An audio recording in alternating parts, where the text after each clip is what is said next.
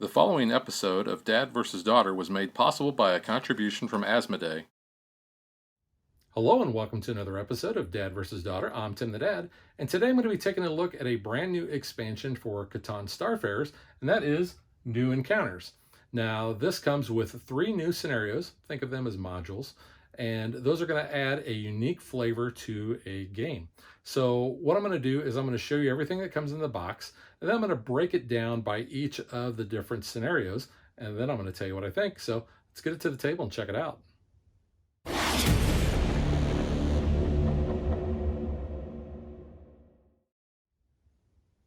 First, I want to go over all of the new components that we get, and then I will break down which scenario those go to in the next section. But first off, we have a bunch of new encounter cards here, and the encounter cards each have a little marking at the bottom here. You can see that, and that's going to show you which one of the scenarios that goes with. So since we have 3 scenarios, we have 3 different stacks of those encounter cards.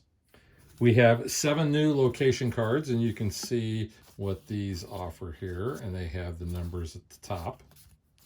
These are the research cards, and those are going to be used in one of the scenarios. And you can see these are the ones with the space amoebas, so you can see how those look. We have the 2 space amoebas here. We have a green and a pink. We have 4 research markers in the player colors, so you can see these have the little markings on them. We have 4 new Lost People cards, so you can see what these look like.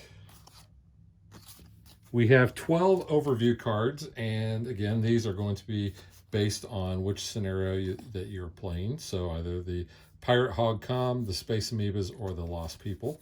And you can see we have several of those. We have our special tokens. We have our boundary arrows that we have. We have also other tokens there, and you can see that they have those familiar markings on the backs of these, the different ones. So I'll show you if I can get these apart. You can see that. Same with these. We have 4 colony ship tokens and 4 mission tokens. We have victory point extenders. We have 4 full damage tokens, 6 location markers. We have 10 reinforcement tokens, and we have 7 of the 2s and 3 of the 4s. We have a research board.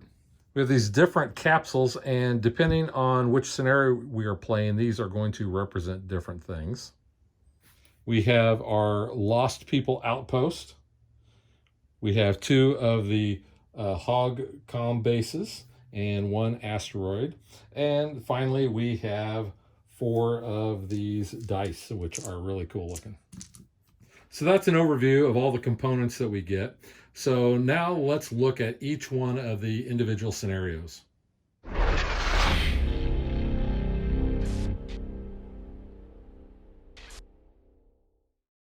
For scenario 1, we are instructed to set up the board just as you see it here. Now, all of the components that you see on the board, for the most part, are with the base game. The only difference are the location numbers, and you can see we have specific places that we've put those. 1, 2, 3, 4, 5, and 6. And in the book, 3 is actually kind of hidden behind a little pop-out window. So I just wanted to point out that that is where the number 3 location goes. We're going to start with the asteroid token, which is new for this expansion in this position here. And then these capsules are going to represent escape pods from the pirate crew. And we're going to place 2 for the number of players that we have in the game. In my situation here, I am going to be playing as if we had 3 players. And that's kind of where this comes in. This is the hog bases here. So in a 3-player game, you're going to use the one that has 2. And at a 4-player game, you would use the one that has the 3 spaces. So we're just going to set this one aside for now. This one is going to be just set next to the board. We're instructed to shuffle the location cards that we have. Remember, those had the 1 through 6 here. But we start with the asteroid card on top. The rest of these have been shuffled and placed next to the board. We're also told that we are going to set up the encounter deck a certain way, because we're going to use cards from the base game, but then those new cards for this expansion, it tells us which cards from the base game to take out and replace with the new cards. We're going to replace the Ice Planet tokens with these Pirate tokens. So you can see we have the two small ones that have the symbols on the back, and then we have these.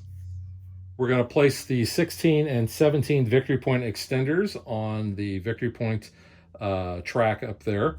We're going to put the reinforcement tokens, those 2s and 4s, also next to the side of the board. And we're going to start with 18 of these basically escape pods. And then, like I said, we're going to place a number on the asteroid based on the number of players in the game.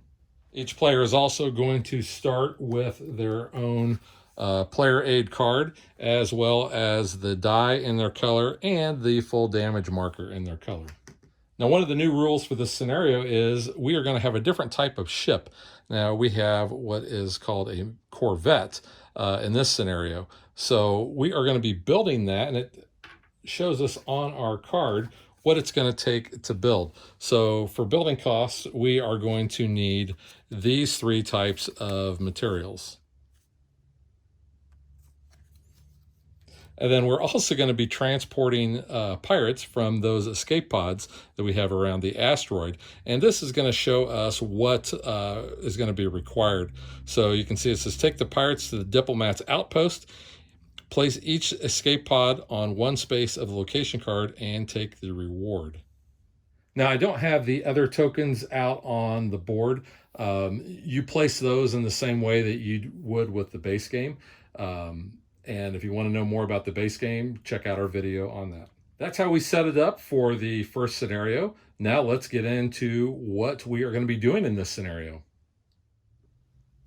You're going to play through the game as normal, but really the crux of this scenario is you want to basically capture the pirate crew that have jettisoned into these escape pods and deliver them to the diplomat's base. Now, when you do that, you have to transport those with those corvettes. I was telling you about the unique way you're going to be building those. So based on the number of cargo that you have on your main ship, you would be able to go and be adjacent to there, and then you're going to be placing that on the ship. Show right like this.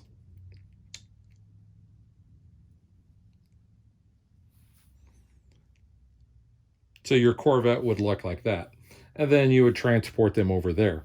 Now, again, based on the number of cargo pods that you have, you can actually stack other ones. So if you only have 1 cargo pod, you're only going to be able to pick up 1 escape pod. But if you have 2 or 3, you're going to be able to get a second one. And you'll see that these just stack accordingly like so.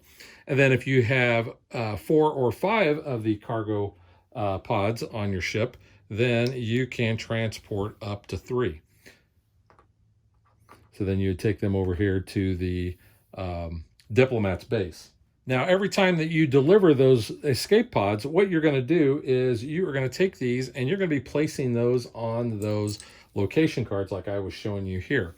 So like I said, the asteroid is going to be the one we're going to start with, and you're going to fill up these spaces. So as I deliver these escape pods to the diplomats, I get to choose which reward that I want. So you can see I have a bunch of options here. I can either get an escape pod or a half of a fame medal. I can get another booster. I can get another cannon. And what we're going to do is we are going to be placing those. And then as we have filled up the card, like this, so say we delivered 3, we would be able to get all of those types of rewards. And then since this card is full, we just return these to the supply. And then what we're going to do is we will discard that, and then we will flip over the next card. And that's going to show a number on there, and it just happens to be number 1. So that's when his base is going to come out. And those location numbers that we placed out on the board, that's where the base is going to go. So number 1 is located all the way up here. So what we'll do is we'll take that location number off and we will place his base there. Now that his base is in play, we can actually go and attack him. Now, the way we're going to do that is whenever we are adjacent there, we are going to count up our number of cannons. And if we have, say, 6 cannons, then we will use this full mark here. And then let's say we had 8 cannons, we would use the 6, and then we would take our die and put it on 2. And then we would place that on one of the spots to show that we had 8. Now, certain ones of the encounter cards, these aliens are going to actually give us reinforcements. They're either going to add 2 or 4. So let's say this was the card that we were resolving. You can see that we might get a 2-pip reinforcement token or a 4-pip reinforcement token. And then we would just hold on to those until we needed them. But we would be adding those under our die. You can only attack a base once per location. So let's say another player had come along and they had that 4-pip reinforcement. And let's just say that it was blue and they counted up their cannons. And let's say that they had 6 cannons and they also had a 4 reinforcement. They would be able to place that on the base. Now, what's going to happen is one of 2 things is going to cause that base to be moved. So if we are full up on that in a 3-player game, as long as 2 players have attacked that base is going to resolve. And whoever has the most cannon strength there is going to get a higher reward. And then the other player would get another reward as well. But then what we're going to do is these are going to be returned back to the players. And then this is going to go back to the side of the board until a new location card comes out. Now remember, the location cards are going to come out whenever we have filled up all of the spots on there. So let's say that we had completed that, and then we would flip another card, and then as soon as we do that, then the base is going to come out to location number 3, which is there. We would remove that location, and we'd place the base on that spot on the board. So just remember there's 2 ways that that base is going to move. If you have filled up this while that base is out there, then what you're going to do is you would place the base on that new location, move it from one to the other. Now, if you move his base from an existing location on the board to another one, and that means that the base did not come off because the attack was not completed, you would simply move that and keep all of the remaining tokens on that base. So as you're flying around and you are discovering the normal pirate bases on the board, when you discover them, you are going to take the number of escape pods equal to the number of players, and you're going to place them around that planet. When you defeat a pirate base, you will also lose 1 cannon. You're going to keep playing the game just like that until one player has 17 victory points. At that point, that game is over.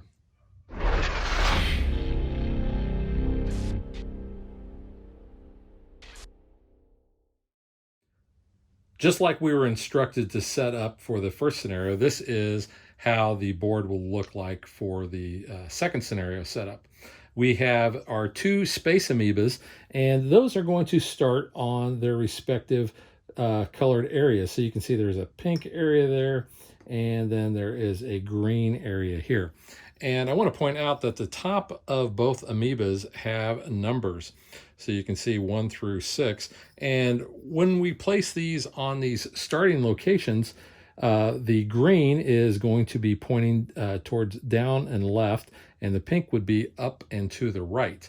Now, these amoebas are going to be moving when we roll the production die, and we're going to determine which direction they're going to roll or move based on the roll of the die. So the pink amoeba is going to move whatever the black die says, and the green one is going to move with whatever the white die says.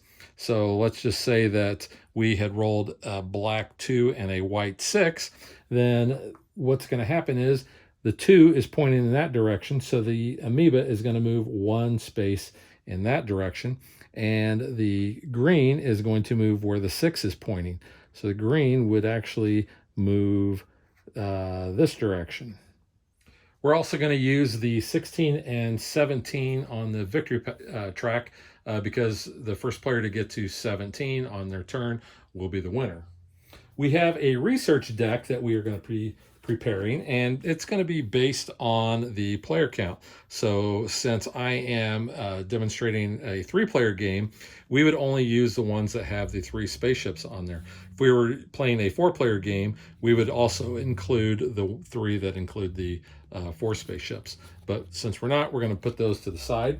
And then what we're going to do is we are going to divide this deck up, and you can see that we have different numbers of stars on the top. So we have 1s, we have 2s, and we have a 3. So we're going to shuffle up all the 1s, shuffle up all the 2s, and then we're going to place the 3 in the bottom of the deck, and then the 2s on top, and then the 1s on top of that. Then what we're going to do is we are going to flip over these top 2 cards, and those are the research cards, and they're going to be giving us rewards based on when we do a research of the space amoebas. The encounter deck is going to be set up the same way. We're going to remove those cards from the base game at the beginning of the instructions, and we're going to replace those with all of the ones that had that marking down there for the specific scenario. We're going to place the yellow die next to the board. And then each player is going to get one of these player aids for the space amoebas. Now, we are going to be building drone ships in this scenario. And you can see in order to build a drone ship, you're going to need the ore and the fuel card, so the red and the orange. We also have boundary markers down here on the bottom of the board. So basically, this rest of the board is called the amoeba zone. So if the amoebas were to ever actually go off the top of the board or the side of the board, then they're going to get placed back. But they can never actually go down past these. So essentially what that does is it keeps your starting stuff free of getting destroyed. Because what happens is when these move, if they move into a location where there is a ship, that ship is going to be destroyed. If they move over where there is a trade station at one of the areas there, then that's going to get destroyed. Also, if it moves on to where you have a colony, the colony would be destroyed unless it has a shipyard ring, and then only the shipyard ring would be destroyed. Also, when you are building trade stations with one of the aliens here, you will always start with the first spot and then fill up going clockwise around that. If a space amoeba actually intersects, and it only matters where the space amoeba stops. It can pass through things fine, but if it actually stops on there, whoever trade station is on number 1 would actually have that destroyed, and then you would move a trade station from the next area back down, and the friendship marker then would be given to the player who now has the majority. Something else about drone ships is they cannot attack pirate bases, nor can they colonize. Now, when you scan an amoeba, you actually have to have your drone ship anywhere between 1 and 3 intersections away from where the drone is at. So let's just say my drone ship is there. I am within 1, 2, 3 intersections away from the amoeba. And the rules say that you have to shout, "Scan!" So it's kind of funny that it says you actually shout. Then what happens is the amoeba is then going to move to your location. It's going to actually destroy the drone, and you're going to keep the number alignment where it's supposed to be there. And then the drone is just returned back to the player. But then the player gets to, since they researched it, they're going to be able to choose one of those 2 face-up cards. So let's just say that they chose this card here. And this is just part of the story, the flavor text. Amoebas emit a unique radio signal that we can identify. And then it shows that you're going to get a booster, and you're going to get 2 of those fame medals down at the bottom. Then this is going to be discarded from the game. You would flip over the next card so that you always have 2 face up. Now, if you run out of cards in that research deck, then that means the amoebas have been completely researched and we know everything there is to know about them. They're going to come off the board and we're going to continue the game as normal. And that's pretty much it for the Space Amoebas scenario.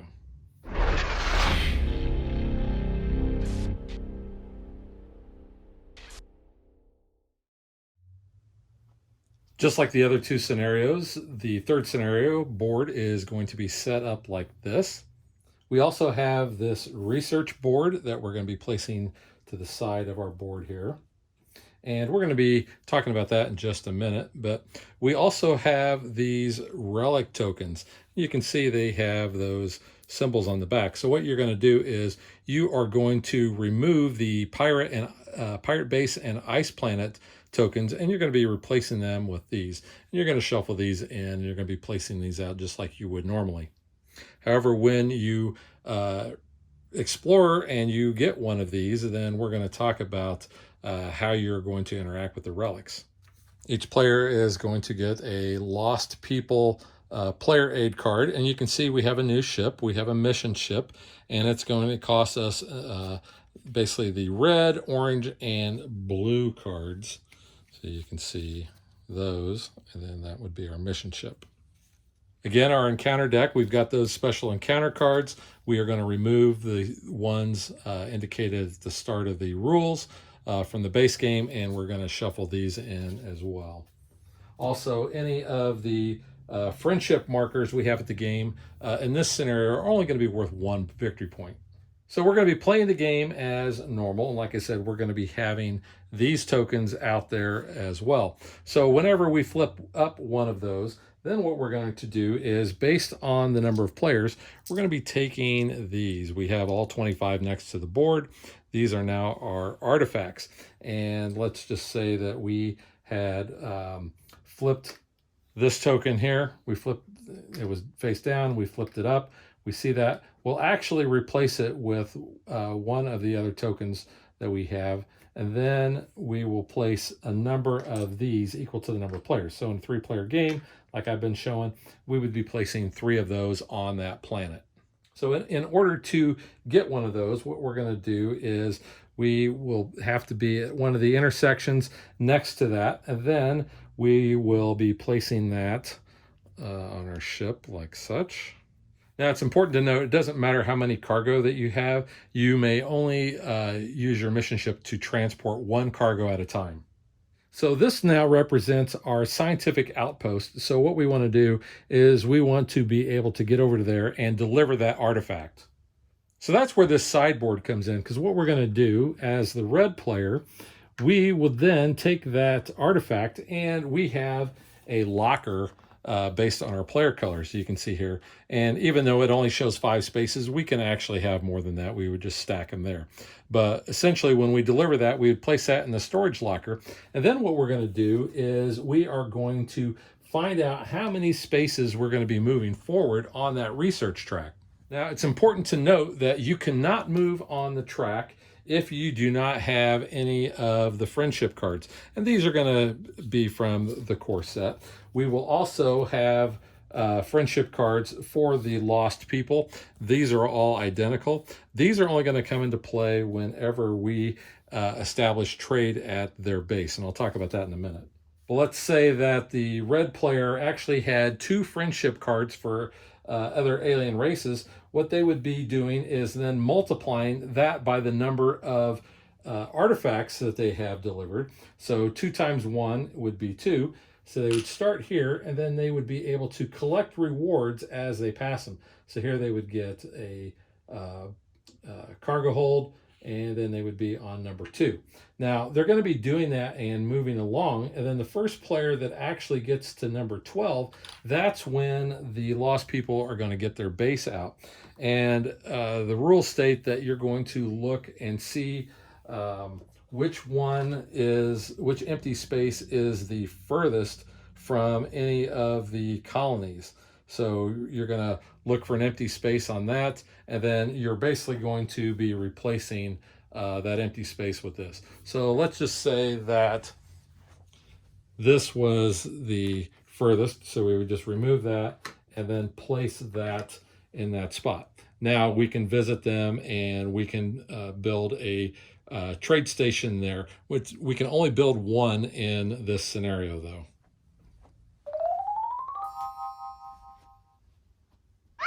And then, like I said, when we do that, we will be friends with them. They're all the same, only the art of the alien is actually different.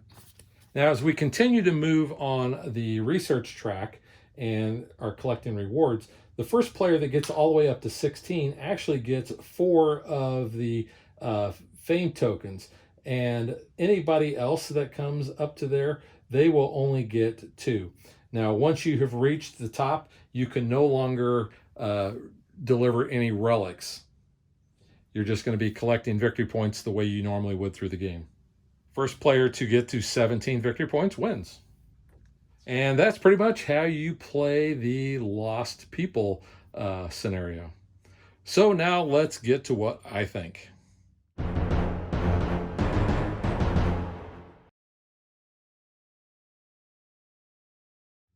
So overall, let me talk about the components for all of 3 scenarios.